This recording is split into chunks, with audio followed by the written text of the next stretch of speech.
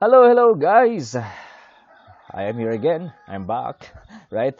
So in the previous discussions that we had discussed Adobe Photoshop, okay, and then we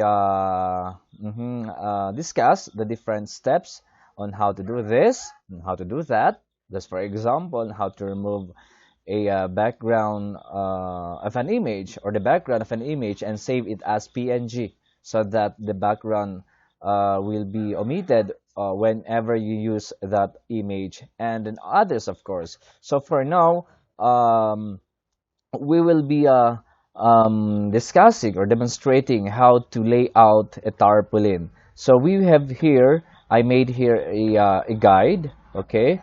A guide natin, yung guide, okay, on how to, or I mean, ito yung gagawin natin, or our model that we will be doing or demonstrating right now. And then this is your activity, okay, laboratory activity. Okay, so for those who don't have a computer to use, you may use a short bond paper and then draw, or you may cut images from newspapers and then paste it from your dun sa bond paper, and then write the images or write the text, and then so whatever kung anong gusto mong ilagay dyan, and then capture, send it through my email. And then for those who have laptops, kindly download Adobe Photoshop. I have sent the link through our GC, so Messenger, and then download, install it, and then use Photoshop to come up with your output. Okay, so in your anong tawag dito? Let me see your what's that? Your activity. Okay, so I have here your activity in multimedia, your online output number 6, or online activity number 6, which is tarpaulin layouting. All right, so we have here the requirements. The size of the tarpaulin would be 4 by 6 feet. Take note, this is feet. And then we have discussed before that you need to convert feet to inches, since feet is not present in Adobe Photoshop. And then the resolution is 72 pixels.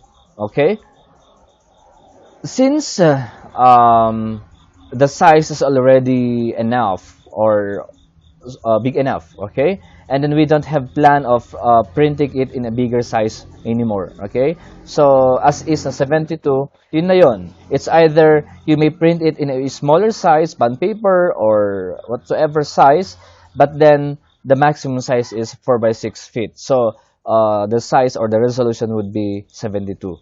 Okay, I have discussed that before during the first topic or discussion that we have in Adobe Photoshop. And then the color mode, RGB, since we will not be printing this in a tarpaulin printer. It's just for your activity.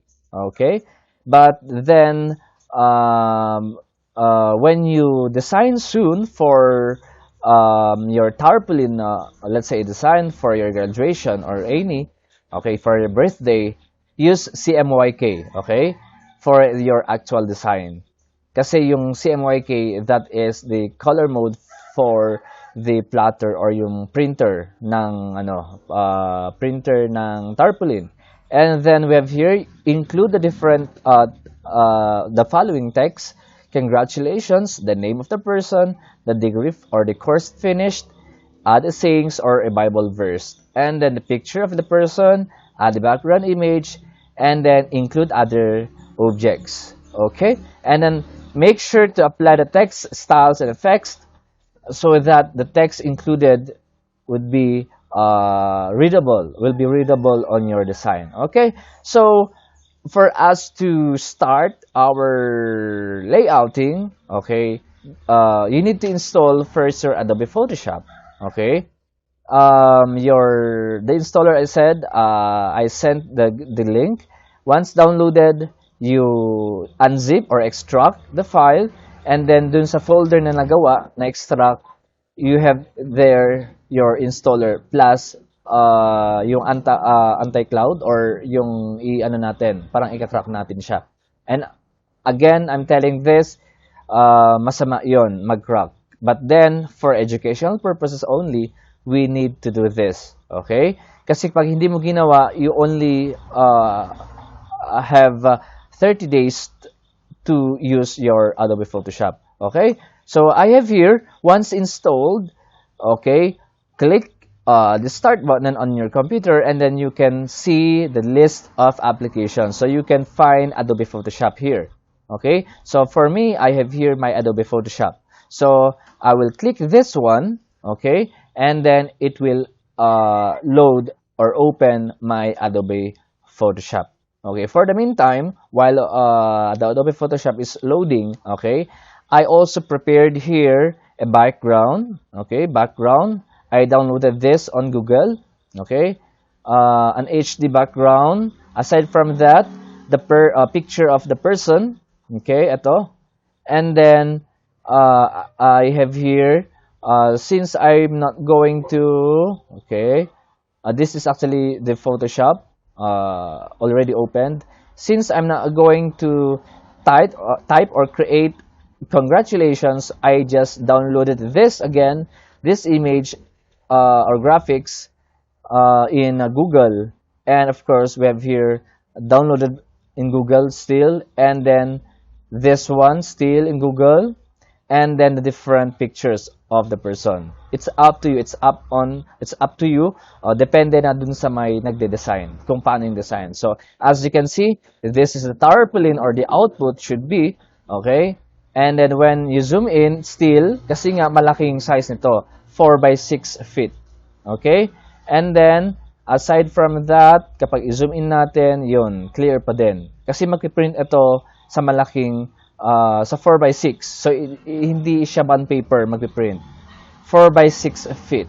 Okay? So, we will convert 4 by 6 into inches. So, how to start with this? Once we are ready with our the elements, or we have here the different objects to be included in your Photoshop, okay, the first thing that you need to do is to click on File, New, to start a new canvas. So, as you can see here, we have here the width and then the height. It says here inches. We can find here, or hindi mo makikita dito yung feet. So, you need to choose inches and then convert. Okay. So, the requirement is 4 by 6 in landscape. Ibig sabihin, paganyan. Okay? Landscape. So, the height would be 4 times 12. Kasi nga sabi ko dun sa handout, yung conversion natin, 1 foot is equal to 12 inches. So, you need to multiply it by 12. So, 4 times 12 multiplied by 12, that is 48. And then 6 multiplied by 12, that is 72.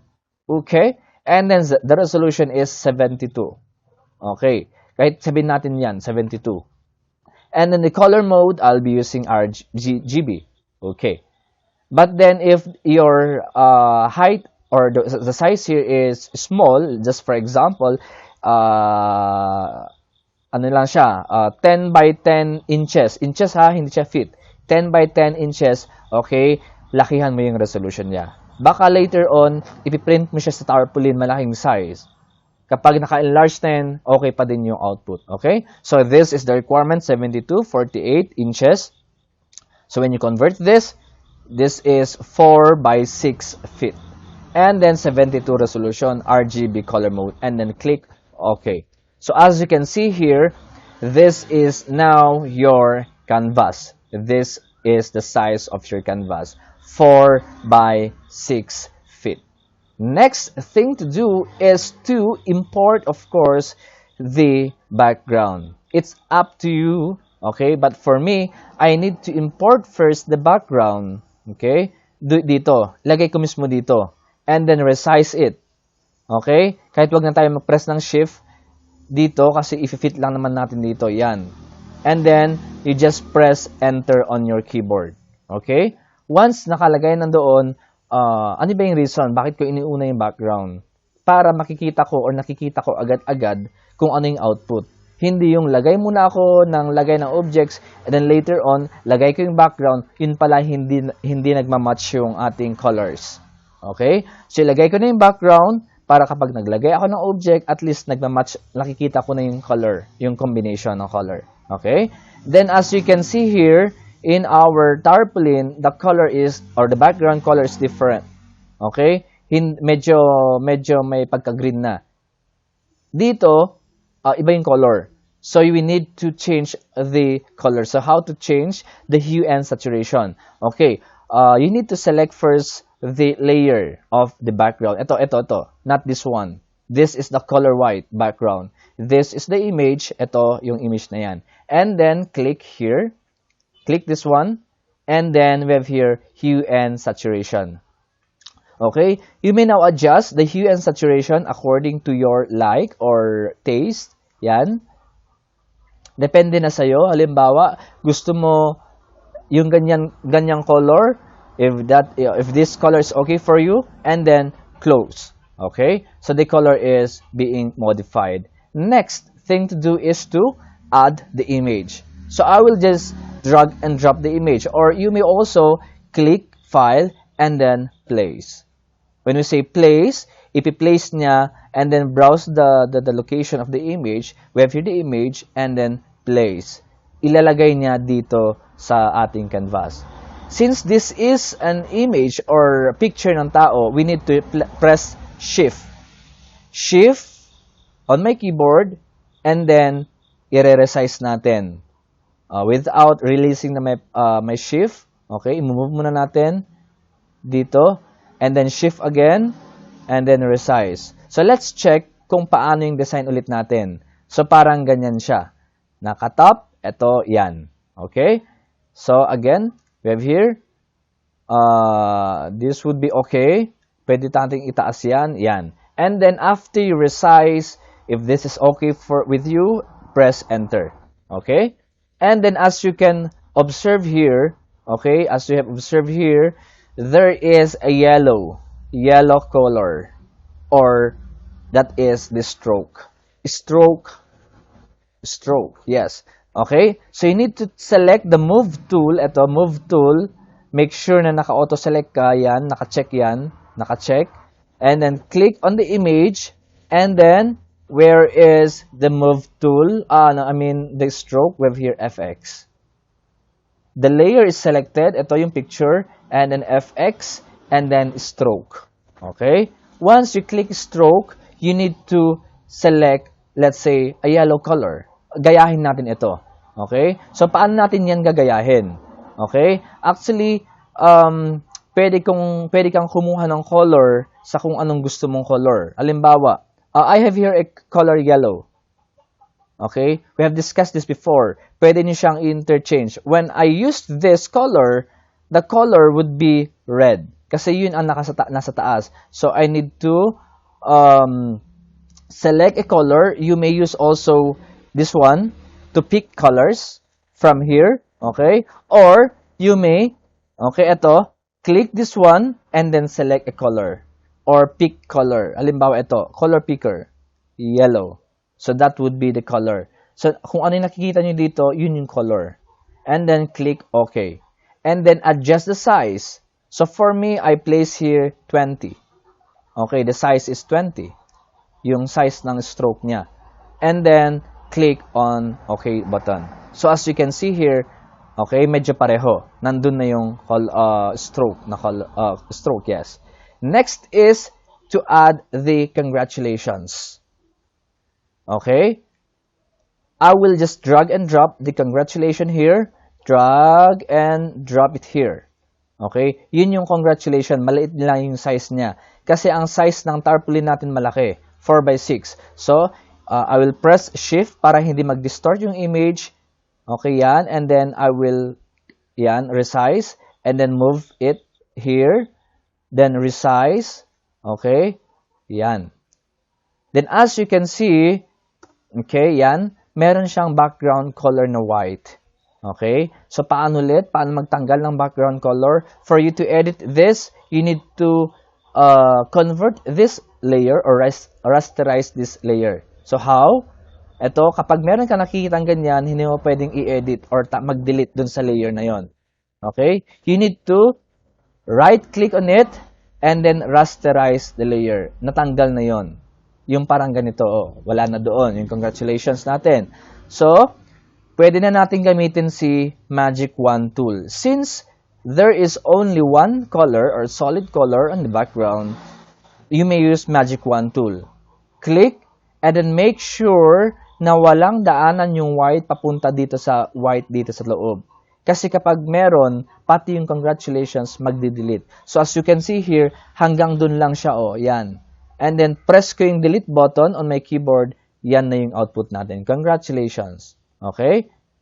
You may also use, okay, I have introduced this before, go to, open your browser, go to remove.bg. Okay? And then drag and drop or upload the photo. The congratulations photo. Ay, papalit na kuha natin. Ito dapat. Okay? Drag and drop. Okay? And then, if you are connected in the internet, ito, pwede natin gawin ito. Okay? And then, I will just delete this one kasi iba yung nagamit natin compared to this, iba. Okay? I will omit this one, click, how, click, and then press delete. Right here, delete on my keyboard. So let's visit this one. So natanggal na yung kanyang background, so we will just download this one.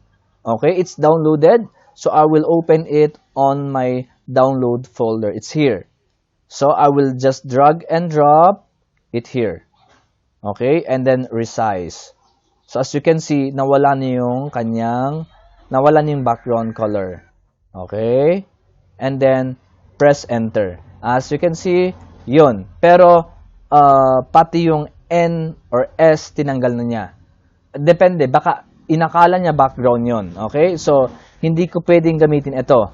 So, I will manually na lang. So, drag this one and then drop it here. Okay? And then, shift and then resize. Yan. And then, place it above. Move. Using the move tool, move, enter. And then, we are not allowed to delete the image or the background color here since, okay, hindi pa siya na-rasterize. So, you need to right-click and then rasterize layer para mawala yung parang yung sign na yon. And then, I need to select the Magic Wand tool and then click on the background, yung white na yon, and then check mo muna, meron bang naapektuhan dun sa loob? O wala? Okay? Delete. Okay? So, parang yun yung style or yun yung itsura, output. So, if you want to remove this one, this white, just click it and then, yan. Kasi walang daanan yung yan. Kasi naharangan ng yellow and red. So, hindi mo pwedeng ma-delete yung nasa loob. Just this. And so, with this, yung mga yan. Kung gusto mong isa-isahin ang mga yan, pwede. Okay? Yan, yan, yan. Okay. Once done, okay, we are done with that. Pwede nating i-move, using move tool, i-move kahit saan mo gustong i-move yan. Let's say we have here. Yan yung position niya. Next is to add this one. Yung cup. Okay? So, I have here the cup. Ito yata yon. Let's check. Yung red, yung ito. Okay? I will drag this one and drop it here. Okay? And then enter. And again, we need to remove the background color. So, you are not allowed again to remove the background color if hindi siya na-rasterize. So, you need to click and then right-click and then rasterize the layer. And then, using Magic Wand tool, kasi isa lang naman yung kanyang background color, click on the background. Okay? Make sure na hindi makukuha yung diploma ha. Baka pati yung diploma i-delete niya. And then click delete on your keyboard. And then I have here also, I will click this one, ito, para i-delete natin. Press delete on your keyboard. This one also, yan, delete on your keyboard. This one, delete. Yung mga extra, I have here also inside, white, delete. Okay? If it's okay, meron pa dito sa loob, yan, delete. And then inside it, delete. We have here, delete. Let's say this is now okay. Okay, so we need to move this one doon sa taas. But then, it's too large or it's too big. So, ganun lang yung size niya. Okay? So, we need to Control T. Press Control T again. Control T means to transform. Control T to transform. But then, you are not allowed to transform kapag may mga langgam pa na nag-move na ganyan. Okay? You need to right-click and then, excuse me, right-click on it and then nawala, ayaw niya. Or, click this one and then a single click here para mawala na yung parang mga ants. Okay? And then, go back to the move tool, ito. And then, Control T to resize. Transform. And then, i-resize using Shift key, resize, ito. Kung ano yung gusto mong size niya, ito. And then, if you want to rotate this one, you can rotate. How to rotate? Okay? Dun sa dulo, ito. Once you see this one, see this sign, ito, yung curve na ganyan. Kapag ganyan, nagre-resize yan. Kapag ganyan, kapag ganyan, ito, means to say you are resizing, okay? Kapag ganyan, you are, rotating. So, you may rotate, okay? So, rotate, kung depende sa taste mo, halimbawa ganyan. Let's say ganyan yung gusto mo. And then, press enter, okay? And then, yun na yung magiging output niya. Okay? Next is to add a text. Angel Locsin, the name of the person. Ito. Okay? So, where or how to add text? Letter T, text. Ito. On your tools, toolbox. Letter T, and then, click it here, and then type the name. Let's say, Angel Locsin. Okay. You can see, kasi nga, maliit pa lang yung size niya. Okay? So, kailangan natin i-resize. So, Control T, Shift, and then resize. Yan. Then, move, Shift, resize, move. Okay? Depende na kung saan mo gusto ilagay yan. Let's say sa center. And then, I need Control A, letter T pa din yan ha. Letter T to edit the text. Control A to select, and then I need to change the style of the text. Okay? Control T. Yan. Halimbawa, yan na yan. Okay? Enter. So let's see the color. It's red. Okay? So how to change color? Okay? Again, letter T pa din yan. Control A to select all, and then you may select color from here. Ito. Yan. And then you may select colors, or what if you want the color is the same with this. Okay? So just click it here. Click. So yun yung color niya. What if you want this yellow? Yan. What if you want this red, not this one? Okay? So you may click a color. Just click this one. Okay, highlight, click this one, and then go to any part of the image, and then, ito na, yan. Then select a color. Or you may select colors from here. Okay? Pwedeng yellow, or yan. Let's say kung violet, and then mamili ka na naman sa violet, may violet na ganyan, may dark na violet, ganyan. Okay? But now, for now, we will be using this one for the uniformity of the color. Para kokonti lang yung colors na ilagay natin dyan. Para pare-pareho, hindi yung multicolors. Okay? And then, medyo hindi na mabasa yung red. So, we need to add a stroke or a glow on the image. Kapag stroke, ganyan lang siya. Ito, I guess, okay, is glow yung nagamit. So, we have here, we will apply glow. Make sure that the Angel Locsin text layer is selected, and then FX, and then we have here outer glow, and then you need to choose here a color. You want the color to be displayed. This one, kumbaga, hindi siya pure na white. And then, of course, we have here the size. Yan. And then, gaano ba ka-spread or kalawak? Yan. Okay? So, let's say, yan yung gusto natin. So, we just modify the spread and the size, and then the color, of course, and then click on OK. So, yun yung magiging output niya. Angel locks in. So, at least meron siyang highlight para mas mabasa. Para ilayo natin yung color na red dun sa green na to. Yan. Okay? Next is to add Bachelor of Science in Information Technology. So, this is actually text. Okay? Another text. So, letter T, and then click ko dito. And then, I will type Bachelor of Science in Information Technology. Yan. Okay? So, as you can see, i-shift ko, Control T, Shift, and then resize. Yan. Yun na yung, let's check the spelling. Bachelor of Science, double N, wrong spelling, Science in Information Technology. Okay. That is the correct spelling. Now, I will Control A and then change the style of the text. Okay, let's try this one. Okay, let's try that one, that style. Control T, since nag-over resize na siya, so i-resize na lang natin ulit. Yan. Resize pa. Yan. O, pwede na siguro yan. And then, enter. Okay?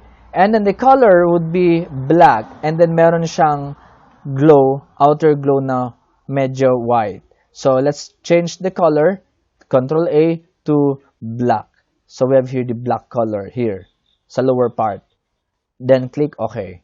Now, hindi masyado mabasa dito kasi may black doon, may black pa doon. Okay? So, we need to add outer glow.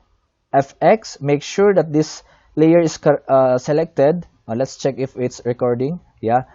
Okay. And then FX, then outer glow. And then, let's try to, let's use this one. Okay. Whiter. Yan. And then, adjust the size. And then the spread. Yan. Kung okay na sa'yo yun, click OK. Yan. Bachelor of Science in Information. Wrong spelling. Information Technology. Okay. Science. Bachelor of Science. Alright. So, we are done with the Bachelor of this one. Next is to add a Bible verse. Commit to the Lord whatever you do and your plans will succeed. Okay? So, we will add another text. So, I have here, actually, this is first line of text, then second line of text, then third line of text. Hindi ko pwedeng ilagay sa isang text kasi magkakaiba yung position nila at then, and then, the position. Yan. So, okay, I need to click the first text. So, yan, I need to type, commit the Lord whatever you do, comma. Okay, that is the first line. Commit to the Lord. Okay. Control T. Okay, and then resize. So that is the first line. Okay. So let's try to change the font style. Let's try to change it from, let's see this one. Hindi siya nababasa. And then make sure that the font is readable also. Let's try this one. Control T. Pwede siguro mabasa yan. Okay, let's try that one. Yan, commit to the Lord. Yan yung first line niya. And then, we will try to duplicate this one. Let's duplicate this one. Para kung ano yung size nito, yun din lang yung size ng pangalawa. So, how to duplicate this one? Click this one and then press Ctrl J on your keyboard. Or, Alt on your keyboard. Okay, ito yung move tool na select. While pressing Alt on your keyboard, yan, lumabas na yan, and then i-point natin doon, and then move natin pababa. So, yan. And then bitawan mo na yung dalawa. Yung click ng mouse plus yung Alt. So, na-duplicate na yan. So, papalitan ko na ng and your plans will succeed. Okay? So, letter T to edit this one. Again, to edit the text, letter T. And your plans will succeed. And then period, close. Yan. Okay. And then move tool, and then i-move ko siya kung saan ko gusto dalhin. Okay. Halimbawa, ito, yan, ganyan siya. Okay? And the next is to add a glow still. Okay? FX. And then outer glow. Again ha, ito, move tool, then naka-auto select ako. Kaya, nung clinic ko ito, yun na yung na-select. Clinic ko yan, nag-change na yung na-select. Clinic ko yung Angeloxin pangalan, na-select yung Angeloxin. So, whatever, kung anong gusto kong gawin dito, yun ang mag-i-edit kasi yun ang na-select. Or if you don't want, hanapin mo yung layer, ito, click, manual click, and then edit. Okay? FX, outer glow. And then, let's say, the size. And then the spread. Yan. Kung okay na sa'yo yun, okay, para pareho, tignan natin, para pareho sana, ginawa mo ito kanina bago ka nag-duplicate. Para kung ano yung effect na ginawa mo doon, yun din lang yung effect na nandito. Pero, yun ang nangyari. Nag-duplicate muna tayo before tayo nag-select. And then, that is 16 and 49. 1649, okay? And then the color is this one. Okay? The color of the outer glow, ito, is this one. So, pwede kang, halimbawa, kung gusto mong ganyan, ito, nagpapalit-palit yung color code. This is the color code. Okay? So, if you want to use the same color, you may also copy this one. Copy, and then, okay, 1649. Okay? Press okay. And then, i-click ko yung pangalawa. Ito. And then, outer glow. Just in case na napalitan mo yung color. Okay? Ito. Halimbawa, napalitan. So, yung kinapi natin kanina, ito, ipipaste ko lang siya. Control V. Yun yung color niya. So, pumunta doon. That is the color of this color code. Okay? And then, ano na yun? 1649. 1649. Okay? 49. Yung color nito. Okay? And then, click OK. Para pareho. Again ha, my mouse, I'm using the scroll wheel. Scroll wheel.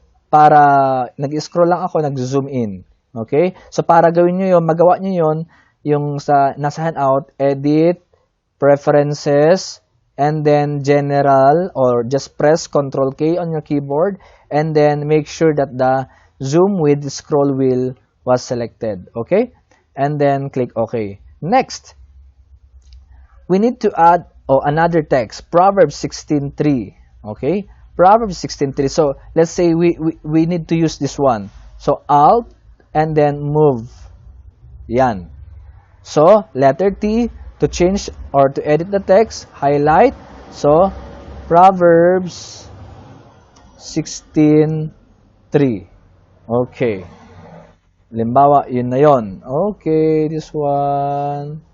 It's up to you if you want to change the background, or let's say the glow. Let's try to change the glow color. Okay. Let's try to change it from yung mag-yellow. Yan. And then, okay. Then, okay. So, yan yung magiging output niya. Okay? And then, next, here is to add these images. Yung tatlong images plus this one. Okay? Para matapos na. Alright. So, I have here the images. Isa-isahin natin. First, drag and drop it here. Malaki yung size, so we need to press Shift and then resize. Okay? And then place it here. Okay? Para makita natin yung buo. Ito, yan. Yan. Limbawa, ganyan. Enter. Okay? Next is the next photo. This one. And then place it here. I-resize na naman natin, shift, and then resize, move. Check natin kung tama yung size or pareho yung size. Yan. And then, i-move ko siya pa ganyan. And then, press ko yung enter ulit. And then, the last photo, asan na ang hindi pa nagamit? Ito. Move, and then, drag it here. Then, resize na naman natin. Shift. Nag-press ako ng shift ha. And then, ipantay ko lang doon para makita natin kung nagtutugma yung size niya. Yan. And then, tsaka ko siya ibababa. Okay? Yan. Yan. If this is okay with you, press enter. Now, as you can see here, meron na namang stroke na white para uniform yung color.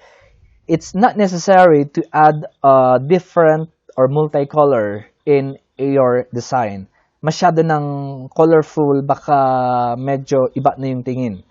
Or masyado ng iba yung output. Okay? So, in a design, make sure that you use a color that is, ang tawag doon sa color palette, pare-pareho yung color niya. Halimbawa, let's say this one. Kapag red, ito, let's say this color, andito yung color na yan. Okay? This is the color palette. Or, halimbawa, saan pa ba? Pwede tayo maghanap. Dito, yan. Kung yellow, may mga yellow naman dito na ganyan yung color niya. And then, maghanap ka pa ng ibang color dito na yellow. Yan. Magkakaibang yellow. Alright? So, para pare-pareho yung nandun. So, we will try to add stroke on with these images. So, first, click on this image. The first image, FX, and then stroke. And then, okay, you need to select this color. Same color with this. So, anong gagawin natin? So, no worries. Let's select this one, FX, and then stroke. And then, select the color. Ang default ay black. Okay? So, nandito naman ang yellow. What if ibang yellow? Magkaiba yung yellow. So, you may pick a color here. Pick the color para, halimbawa, try natin sa dyan. Color blinded ka pala. Ito, instead na itong color, yan, yan ang nakikita mo. So, you may pick color para pareho. Yan. Okay? So, nag-move siya doon. And then, okay. And then, the size of the stroke, let's say 15. Okay? Yan, 15. Yan, 15. Okay? And then, click OK button. Same. Okay? FX, stroke. And then, ano nangyari? Let's go back. And then, select a color, yellow. And then, okay. And then, the size is 15. We have here. Okay. And then, the last one, stroke. FX, stroke. And then, select a color. This color. Okay. And then, 15. Yung size niya. Then, okay. As you can see, magkakadikit. So, pwede nating i-move ulit. So, i-move ulit natin ito. Yan. Halimbawa, yan. And then, yan naman dito. Yan. Okay. Okay. We are done. Not yet. So, pwede natin siyang i-move ito sa taas. Move ng konti. And then, move. Yan. And then, let's try to add the last part. The trophy. Yung award niya, kumbaga. So, I have here the trophy, drag, and drop it here. Okay? And then resize. And then, pwede siya natin i-move. Take note guys, I am using my shift key when I am resizing an image. Yan.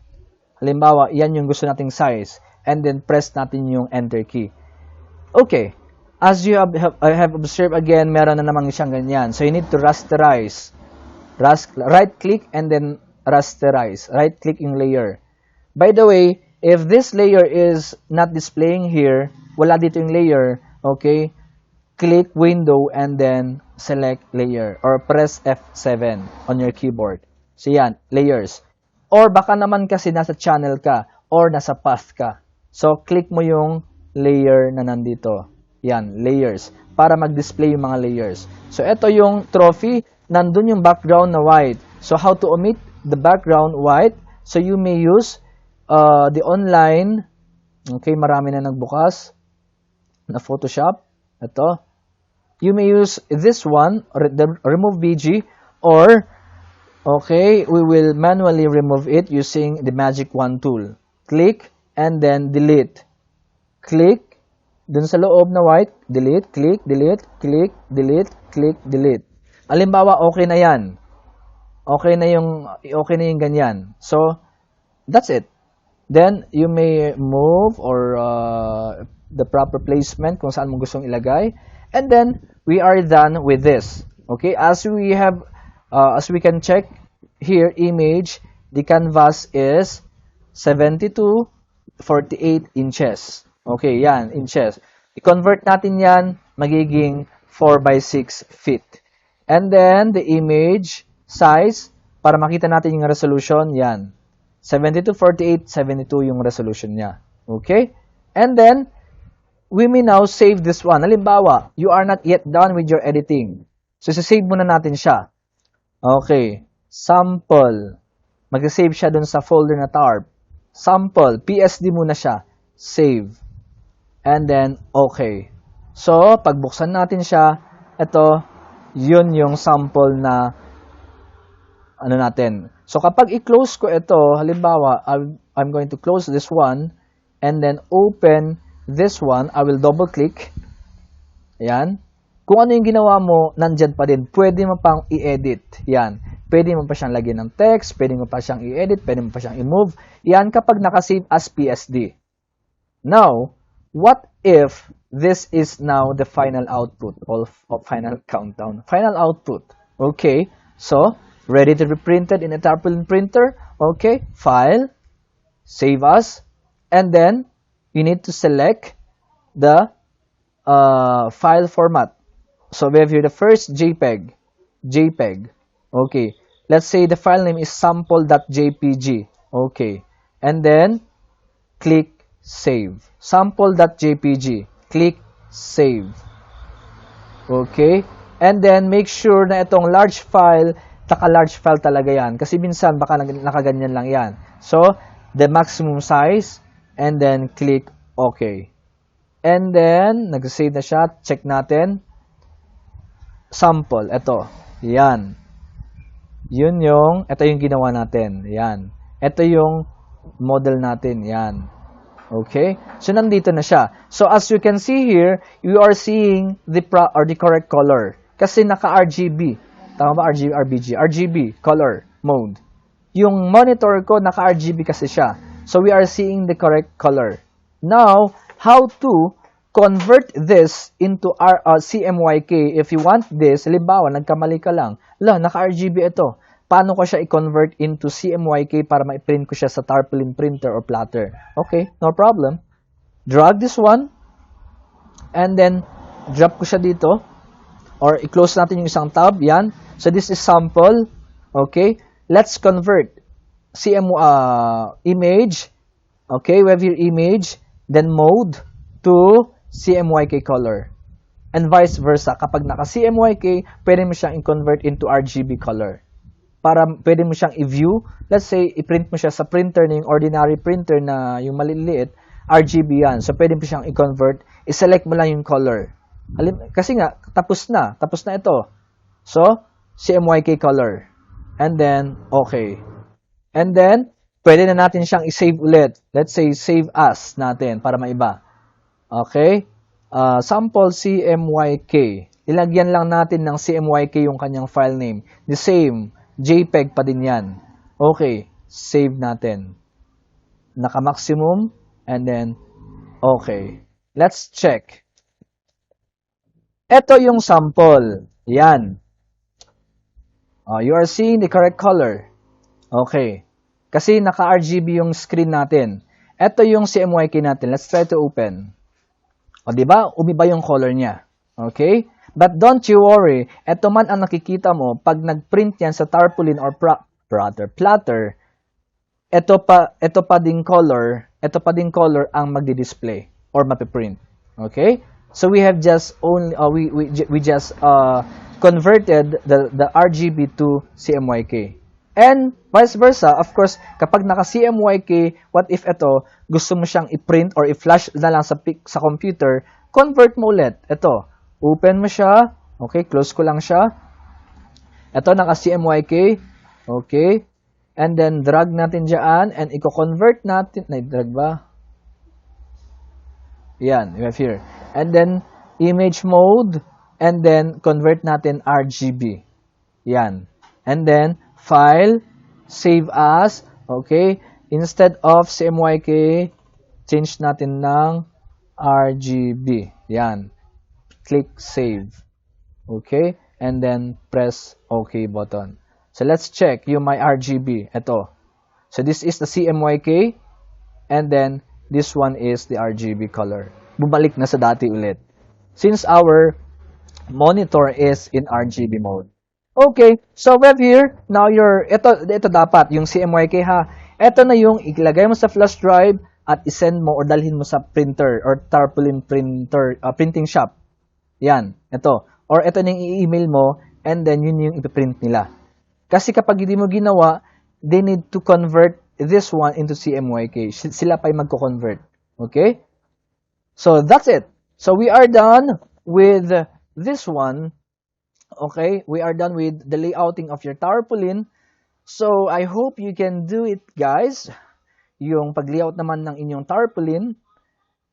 You may use your picture of if you during your during your dun sa K to 12 graduation if you have, and then para meron kayong picture, or you may download pictures and then other pictures, of course. Okay, so we are done. So it's now your turn to do your activity. Again, if you don't have computer, use your brain. Use your bond paper and pen. Send it through my email. Again, take note ha. The smaller the size, the bigger the resolution. Since malaki ng resolution natin, dapat yung size ng malaki ng size ng Tarpaulin natin, yung resolution 72 lang. Kasi maghahang yung computer kapag malaki yung size, malaki yung resolution, maghahang yung computer mo. Malaki yung size niya. Okay? So that's it for today. I hope you have learned or you know now already how to lay out your own Tarpaulin. So later on, kapag meron ng birthday, pwede ka nang sideline, let me be the one to design and then pay me. Pay my talent fee. Okay, so that's it for today. Paalam!